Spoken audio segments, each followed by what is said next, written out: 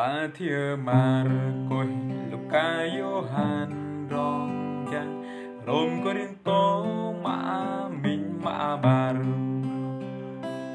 Galati, Efeso, Philip, Cologne, Thessalonica, Min, Bar, Timothy, Min, Bar, Philemon, Hebrew, Pedro, Min, Bar, Johann, Moin, Johann, Bar, Johann, Ping, Jun, Dr. Bo,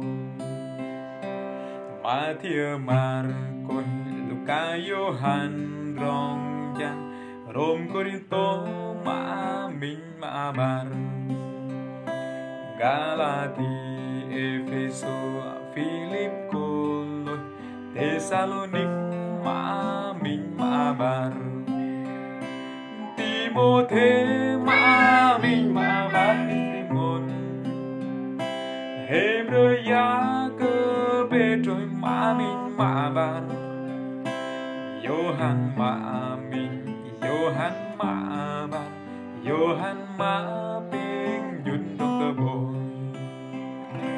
Timothy, Min, Bar, Philemon, Hebrew, Pedro, Min, Bar, Johann, Moin, Johann, Bar, Johann, Ping, Jun, Dr. Bo, Johann, Moin, Johann, Bar, Johann,